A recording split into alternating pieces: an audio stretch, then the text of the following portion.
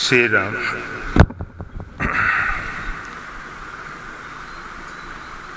कबीर साहेब कथनी और करनी के विषय में बता रहे हैं। अगर किसी व्यक्ति की कथनी और करनी एक होती है तो परमात्मा उसके अत्यंत नज़दीक रहते हैं। पार ब्रह्म नेड़ा रहे, वो परमात्मा जो है उसके अत्यंत निकट हैं।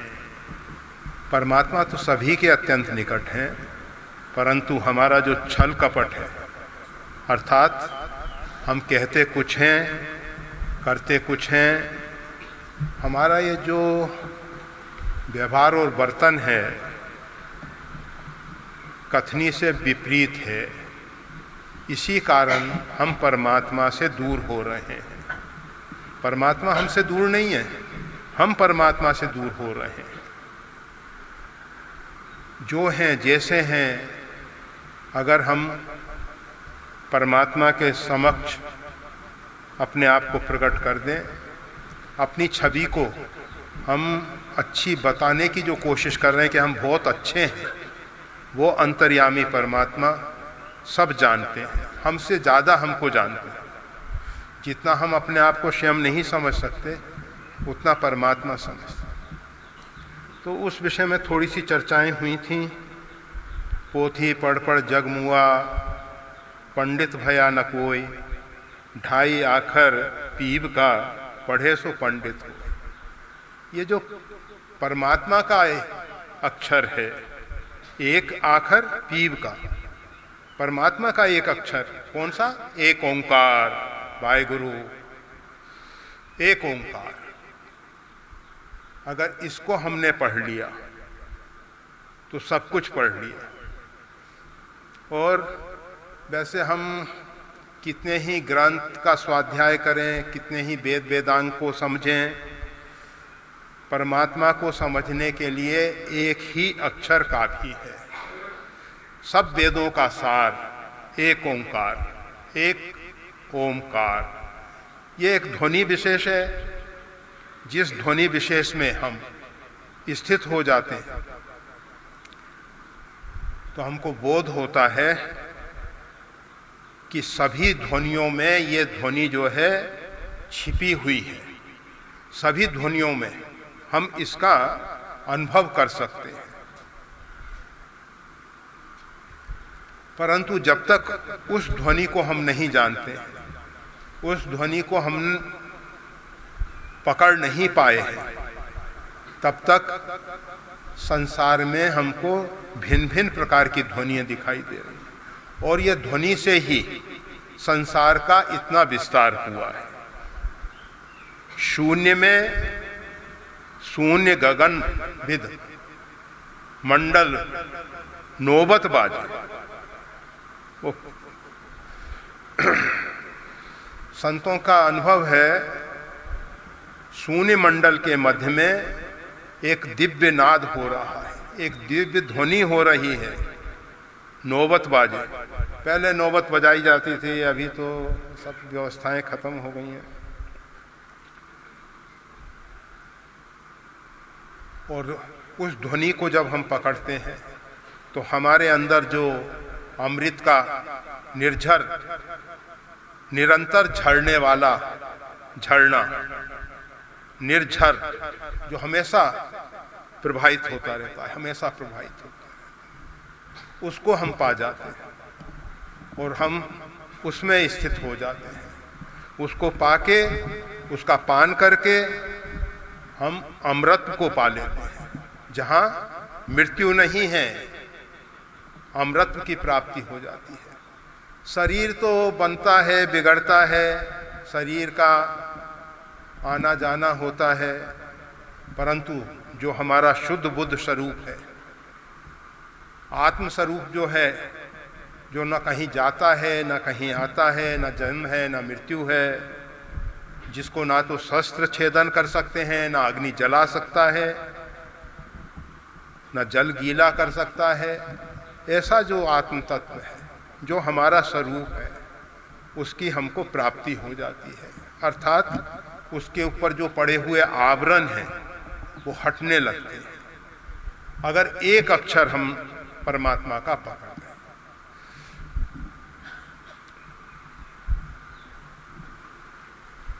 इसका एक पाठ भेद और भी है।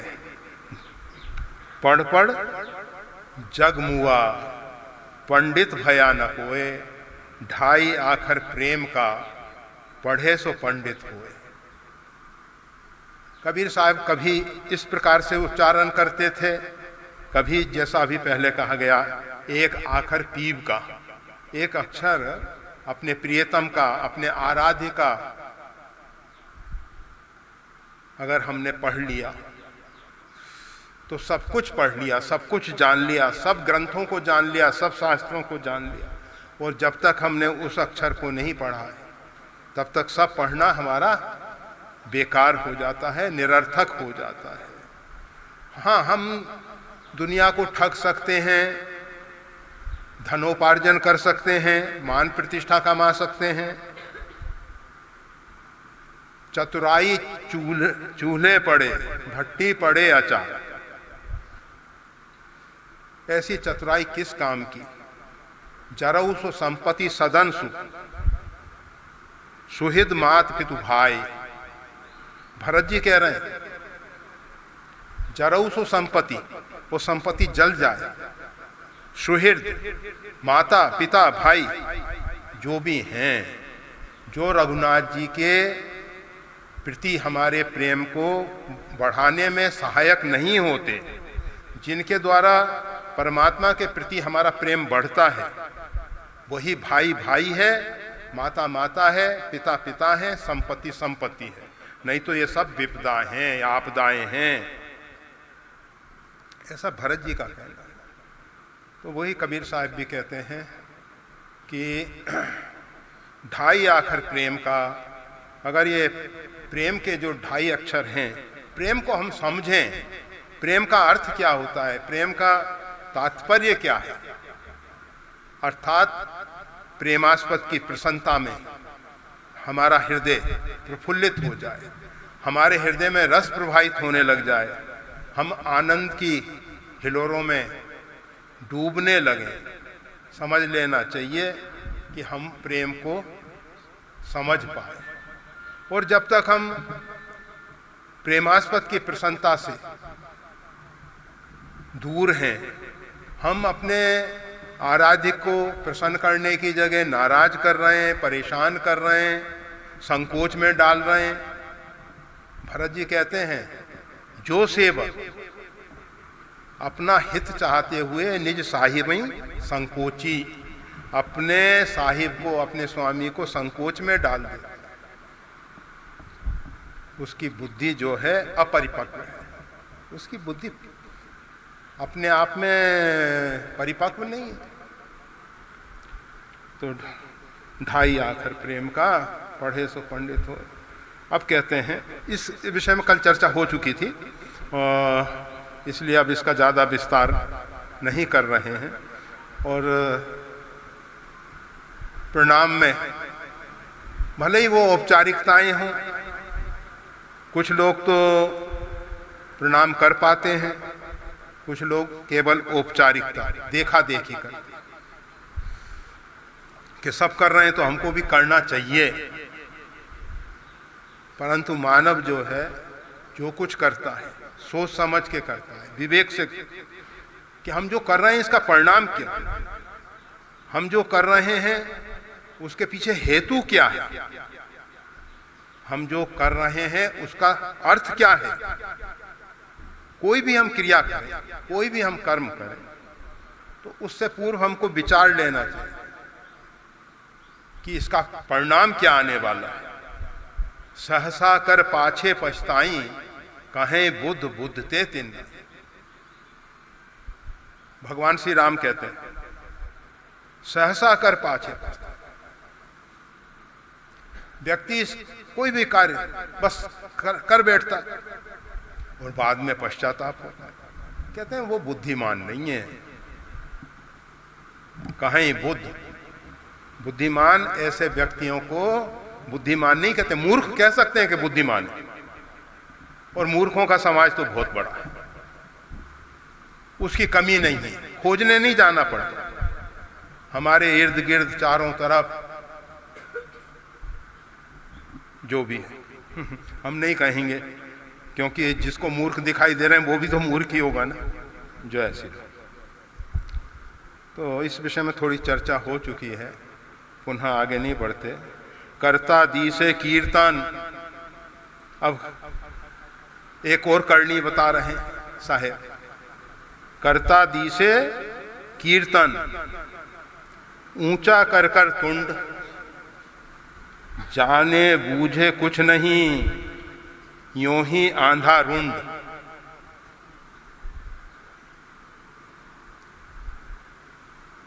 करता दी से कीर्तन, ऊपर से तो कीर्तन करता हुआ दिखाई देता है।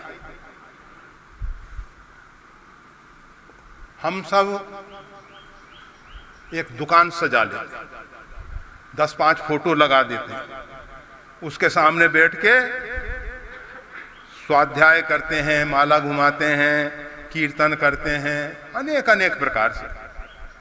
तो कबीर साहब कहते हैं करता दी से कीर्तन, ऊपर से तो ऐसा दिखाई दे रहा है कि कीर्तन कर रहा है, ऊंचा कर कर रुंड, तुंड तुंड, ऊंचा कर कर तुंड, अपने मुख को, तुंड यानी मुख, मुख को ऊंचा कर कर के बहुत ऊंचे आलाप ले रहा है कीर्तन में।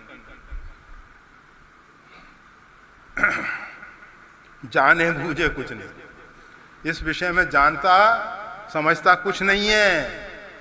यों ही आधा रुंड, जैसे आधा रुंड, रुंड मुंड, ये सिर जो है ना ये मुंड है, और इसके नीचे का शरीर का जो भाग है ना उसको कहते हैं रुंड, वो भी आधा है, वो भी पूरा नहीं। यों ही आधा रुंड, निरर्थक है। वैसे रुंड अर्थात जिसमें सिर नहीं है, दूसरे शब्दों में केतु, राहु और केतु जानते हैं ना, दोनों पाप ग्रह। तो सिर तो कहलाता है राहु, और ये जो रुंड है इसको कहते हैं केतु।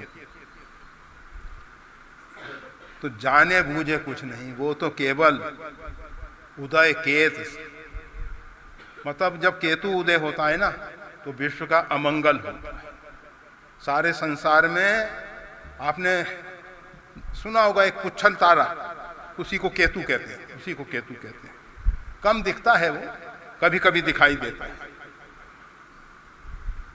तो जब वो पुच्छल तारा उदय होता है तो समाज में, देश में अहित और अमंगल होता है। एक व्यक्ति का नहीं, उसका प्रभाव पूरे भूमंडल पे पड़ता है, पूरी पृथ्वी पे पड़ता है। पूरा भूमंडल जो है उससे अशांति पाता है। तो ये लोग, कौन लोग? जो ऊपर से कीर्तन करते हुए दिखाई दे रहे हैं, ऊंचा कर कर तुंड, मुख ऊंचा कर करके बड़े ऊंचे स्वर से, हमें तो नहीं आता है, नहीं तो हम भी बताते हैं कि कैसे करते हैं, आता नहीं। जाने बूझे कुछ नहीं, परंतु हम क्या कह रहे हैं कीर्तन में? अर्थ न धर्म न काम रुचि, गति न चाहूं निर्वाण, ऐसा जोर जोर से स्तुति में कहते हैं। हम अर्थ भी नहीं चाहते, धर्म भी नहीं चाहते, न हमारी कर्मों में रुचि है, न हम सद्गति चाहते। ऐसा हम भगवान को धोखा देते। ये तो केवल भरत जी जैसे संत कह सकते हैं, जिनको जा ही ना चाहिए कभों कछु, जिनको कभी किसी प्रकार की कोई लोकेशना वितेशना सुतेशना है ही नहीं, ऐसे संत कहें तो सही है। परंतु जिसके अंदर जब सब हमारे अंदर अभिप्साएं हैं, आकांक्षाएं हैं, कामनाएं हैं, और हम भगवान को धोखा दे के कहते हैं कि हम कुछ नहीं चाहते, भगवान कहेंगे अरे सारे संसार को तो तू ठग ही रहा था, कम से कम एक घर तो छोड़ देता। कहते हैं डायन भी एक घर छोड़ देती। परंतु ये ऐसे लोग हैं जो भगवान को भी धोखा देने में संकोच नहीं करते, भगवान को भी धोखा दे रहे। और आप जानते हैं ये यथा माम प्रपद्यन्ते, जो मेरे को जिस भाव से भजता है परमात्मा उसको उसी भाव से स्वीकार कर ले, उसी भाव से स्वीकार कर ले। हम परमात्मा को धोखा देंगे तो परमात्मा के यहां से वैसा ही प्रतिफलन। और आपको मालूम है परमात्मा के यहां से प्रतिफलन का अर्थ सार्वभौम प्रकृति वैसा ही प्रतिफलन देगी। सार्वभौम अस्तित्व से परमात्मा कोई एक व्यक्ति नहीं है, वो तो सर्वात्मा है, आत्मा की भी आत्मा है। तो सब तरफ से एक ही प्रतिफलन, सबसे हम धोखा खाएंगे। जो परमात्मा को धोखा देगा सब तरफ से धोखा खाना, सब तरफ से। अब सोच लो अगर इसके लिए हम तैयार हैं तब तो जोर जोर से चिल्लाओ, अर्थ न धर्म न काम रुचि, जो भी हो। अरे अपने पास तो सीधा सा उपाय है कि ये सब संत चिल्लाते हैं, हम सोचते हैं यद यद आचरति श्रेष्ठ तत्त देवे तरोजना। जैसा जैसा श्रेष्ठ महापुरुष करते हैं वैसा अन्य प्राणी भी करते हैं। हम भी सोचे कि ये सब महापुरुष हैं, चिल्ला रहे हैं, हम भी इनके साथ चिल्लाने लगे। एक सियार बोला हुआ हुआ हुआ, तो सब चिल्लाते हैं हुआ हुआ। तो करता दिसे कीर्तन, कीर्तन करता हुआ दिखाई देता है, ऊंचा कर कर रुंड, और गर्दन को ऊंचा कर करके चिल्लाता है, जाने बूझे कुछ नहीं। इसका अर्थ वो कह क्या रहा है, कर क्या रहा है, उसका तात्पर्य नहीं जानता है। यूं ही आधा रुंड, वो तो केवल आधा रुंड है, आधा रुंड है। वैसे अगर पूरा रुंड भी मान लो तो कोई हमको आपत्ति नहीं।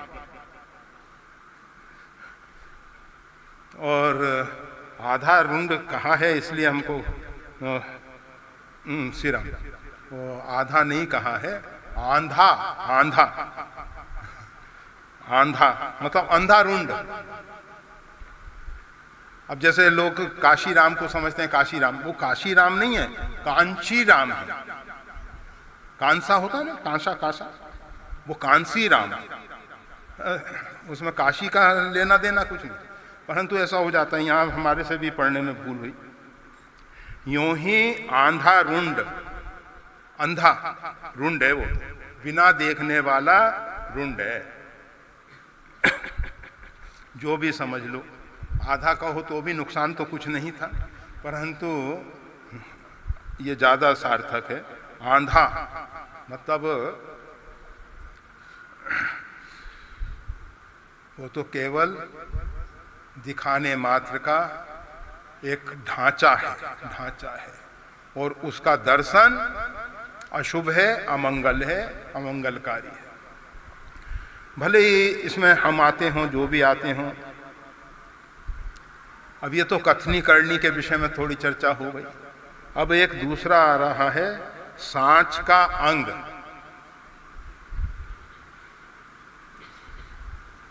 सांच मतलब सत्य। वैसे सत्य के विषय में हमेशा समझ लेना चाहिए,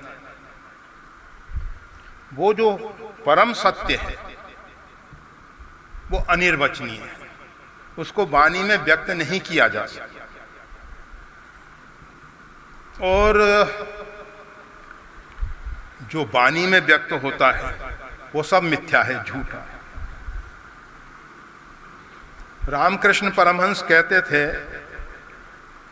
होठों से जो चीज स्पर्श कर जाती है वो झूठी हो जाती है।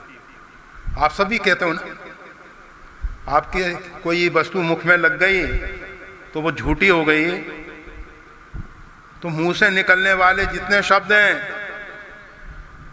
सब झूठे हैं। सत्य जो है अनिर्वचनीय है, उसको वाणी में व्यक्त नहीं कर सकते। राम अतर्क बुद्धिमान वाणी, राम जी जो हैं मन बुद्धि वाणी से अतर्कनीय है। वहां तर्क और प्रमाण की जरूरत नहीं है, वहां कोई प्रमाण नहीं है। वहां प्रमाता प्रमाण प्रमेय तीनों का अभाव हो जाता है। वहां ज्ञाता ज्ञेय ज्ञान, ध्याता ध्येय ध्यान, जितनी भी ये त्रिपुटी है इन सब का अभाव हो। वो जो परम सत्य है, हम जो संसार के सत्य देखते हैं वो सब सापेक्ष सत्य होते हैं। एक व्यक्ति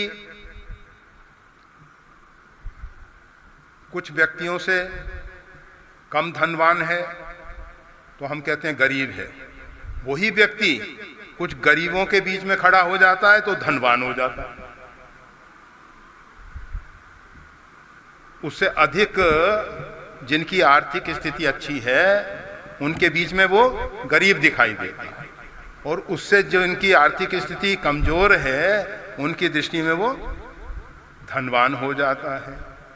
अब बताओ वो व्यक्ति धनवान है कि गरीब है? ये सापेक्ष है, तुलना से। हिमालय से कोई व्यक्ति आया तो उसको नीचे का वातावरण बहुत गर्म लगता है। अगर हम दक्षिण से उत्तर की ओर जब बढ़ते हैं तो हमको वहां का वातावरण शीतल लगता है, ठंडा लगता है। टेम्परेचर जो है वो ही है, परंतु कम टेम्परेचर से आने के कारण गर्म लग रहा है, ज्यादा टेम्परेचर से आते हैं इसलिए वो शीतल लगता है। ये तुलनात्मक है। और हम एक बात कहा करते हैं, तू कहता कागज की लेखी, मैं कहता नहीं नयनन देगी। कहते हैं नेत्र का देखा सत्य होता है, कान का सुना हो सकता है सही भी हो ना भी सही हो। जरूरी नहीं है कि सही होगा ही, परंतु हो सकता है, संभावना है कि सही हो ना हो। परंतु नेत्र का देखा हुआ भी अपने आप में सही नहीं है। आप सूक्ष्मदर्शी यंत्र के द्वारा दही में छोटे छोटे जीवाणु बैक्टीरिया देख सकते हो। अब वो सूक्ष्मदर्शी यंत्र गलत नहीं बता रहा है, सही बता रहा है। आपको नेत्रों से कुछ नहीं दिखाई दे। ये सही है या वो सूक्ष्मदर्शी यंत्र बता रहा है उसे? ये तो हमारे नेत्र के लेंस के ऊपर निर्भर करता है। हमारे अंदर जो एक कांच लगा हुआ है ना परमात्मा द्वारा, आजकल जो लेंस लगाए जाते हैं उनकी बात नहीं करते। परमात्मा ने जो हमारे को लेंस लगा के भेजा है उसमें भी कभी कभी गड़बड़ी हो जाती है। इंसान के द्वारा होती है, परमात्मा के द्वारा तो नहीं होती। तो उससे कभी कभी चीजें बड़ी दिखाई दें तो उसके लिए फिर दूसरा एक चश्मा लगाना पड़ता है। कोई चीजें छोटी छोटी दिखाई देने लगती हैं, फिर उसके लिए चश्मा लगाओ। दूर का पास का ये सब है क्या? तो ये गीध बहुत ऊपर आकाश में घूमता है और नीचे तक की चीजें उसको स्पष्ट दिखाई देती हैं। जहां सड़े गले मुर्दे पड़े हैं वहां पहुंच जाता है, ऊपर से देख लेता है। हम सब बहुत दूर से नहीं देख पाते। नेत्र के कांच के ऊपर निर्भर करता है। जिसको हम सौंदर्य मान रहे हैं, अब कहीं कहीं, अब जैसे चाइना में, चीन में महिलाओं के पैर छोटे रखने के लिए लोहे के जूते पहनते, जिससे पैर का विकास ही ना हो, पैर नहीं बढ़ने पाए, छोटा रहे। वहां के एक सौंदर्य का लक्षण। अफ्रीका में मोटे मोटे होठ सौंदर्य। आजकल तो लोग कैक्टस नागफनी लगाते हैं, घरों पे सजाते हैं, सौंदर्य। सौंदर्य की परिभाषाएं क्या हैं? क्या सुंदर है, क्या असुंदर? हम जिसे चाहते हैं, जैसा चाहते हैं, बस वही सौंदर्य है। जो भी है। तो सांच का अंग थोड़ा सा हम चर्चा कर रहे थे। वो जो सत्य है वो अनिर्वचनीय है। संसार के जो व्यवहारिक सत्य हैं उसको हम व्यवहारिक सत्य कह सकते हैं। एक पारमार्थिक सत्ता होती है, एक व्यवहारिक सत्ता होती है, एक आभासिक सत्ता होती है। आभास सब मिथ्या होते हैं, आभास सब झूठे होते हैं। व्यवहार, ये हम सब व्यवहार में जो कुछ कह रहे हैं, तब अमुक भाई है, बहन है, पिता है, माता है, ये व्यवहार है। वास्तविक में तो माता श्री जानकी देवी, पिता देवो श्री रामचंद्र, बांधवा श्री राम भक्तश्च स्वदेशो भुवनम त्रयम। माता श्री जानकी देवी हैं, आदिशक्ति जगदम्बा पराम्बा, वो हमारी माँ है। और जगत पिता परमेश्वर हमारे पिता है। राम अर्थात परमात्मा श्री राम, वो हम बांधवा श्री राम भक्तश्च। और जो राम जी के भक्त हैं, तथाकथित नहीं, वंचक भगत नहीं, सही भक्त, वो हमारे भाई बंधु हैं। सो देशो भुवनम त्रयम, अपना देश, तीनों लोक, पृथ्वी, आकाश, पाताल, तीनों लोक अपना ही देश है। यह नहीं कि अमेरिका विदेश है, कोई विदेश नहीं, स्वदेश है। सारा भूमि सब गोपाल की, सभी भूमि गोपाल की है, परमात्मा की है। विदेश कुछ नहीं है। हाँ, उज्जैन विदेश। रामचरितमानस में गयो उज्जैनी सुरुन गाली, गयो विदेश, ऐसा भूषण जी कहते हैं, मैं विदेश गया। कहाँ गया? उज्जैन गए। तो उज्जैन विशेष है। विदेश अर्थात विशिष्ट देश, श्रेष्ठ देश, अच्छा देश। कुछ उसमें विशिष्टताएं हैं। अगर विशिष्टता नहीं होती तो भगवान श्री कृष्ण पढ़ने के लिए उज्जैन क्यों जाते? अरे भाई, उत्तर प्रदेश में तो 7 पुरी मोक्षदायिका में से 4 पुरी मोक्षदायिका हैं। हरिद्वार, अयोध्या, काशी, मथुरा, ये 4 पुरी मोक्षदायिका हैं। और विद्या सब विमुक्त है। विद्या क्या है? जो मोक्ष देने वाली है। और वो भगवान श्री कृष्ण विद्या अर्जन के लिए कहाँ जा रहे हैं? उज्जैन जा रहे हैं। अरे, उत्तर प्रदेश की 4 मोक्षदायिका पुरी को छोड़ के क्या जरूरत थी क्या अवंतिकापुरी पहुंचे? वो एक विशिष्ट देश है, एक विशेष देश। भगवान के चरण है, विष्णु पाद अवंतिका, भगवान नारायण के चरण है। हमने सोचा कि कहीं नहीं जाना, भगवान के नारायण के चरणों में पड़े रहना, तो हम उज्जैन में रहे।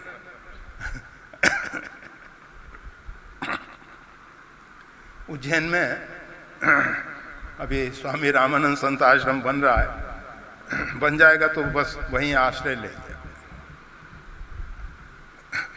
तो हाँ, तो सांचा देश, तो सांच का अंग।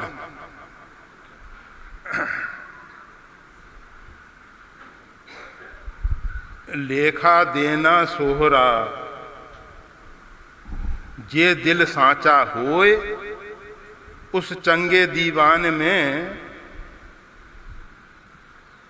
पला न पकड़े कोई।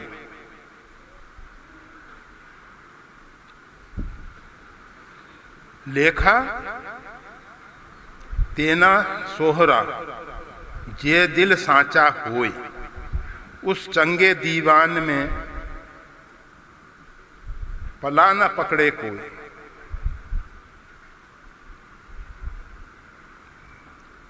जिसका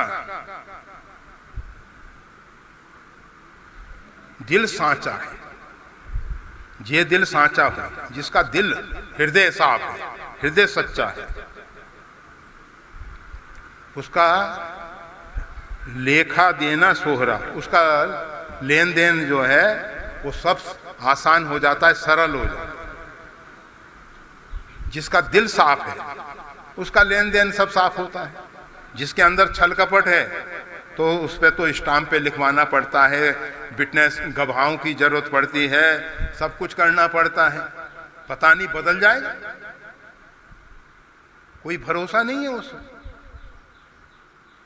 परंतु जिसका दिल साफ है, जे दिल सांचा होए, लेखा देना सोहरा, उसका लेन देन जो है वो सब सरल हो जाता है, सरल हो जाता है। उस चंगे दीवान में, उस परमात्मा के दरबार में पहुंचने से पल्ला ना पकड़े कोई, कोई उसका पल्ला नहीं पकड़ता है। अर्थात उसको कोई अहमता ममता नहीं व्याप्ति है। वो जो दिल का साफ है, जो दिल का साफ है उसका लेन देन भी साफ होता है। ये परेशानियां कहाँ आती हैं? जिसका दिल साफ नहीं है, वहाँ ये सब समस्याएं पैदा होती हैं समाज में। परंतु जिसका दिल साफ है,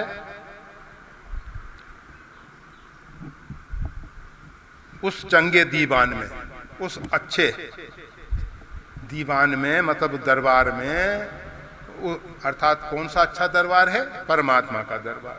उस चंगे दीवान में पल्ला ना पकड़े कोई, यहाँ पला लिखा है, पला ना पकड़े कोई, उसका फिर कोई पल्ला नहीं पकड़ता है। अर्थात फिर उसको अहमता ममता नहीं बांधती है और वो अविद्या माया से मुक्त होके, ये दो प्रकार की माया है। एक दुष्ट अविद्या माया, जो दुष्ट है, जाबस जीव परा भवकूपा, जिसके कारण जीव भवकूप में पड़ा है, जिसके कारण जीव राग द्वेष नाना प्रकार के दुख अशांति भोग रहा है, आदि व्याधि से पीड़ित हो रहा है। उससे वो मुक्त हो जाता है और अपने आनंद में मग्न रहता है। अब कबीर साहब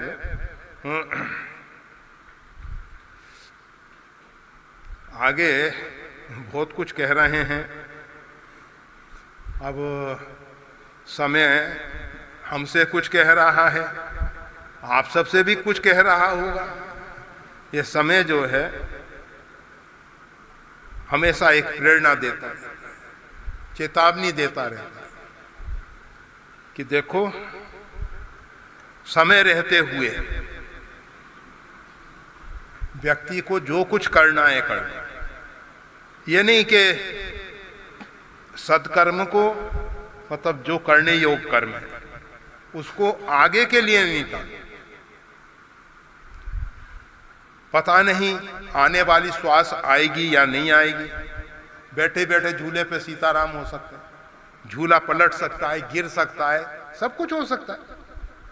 जीवन का कोई भरोसा नहीं है, कोई भरोसा नहीं है।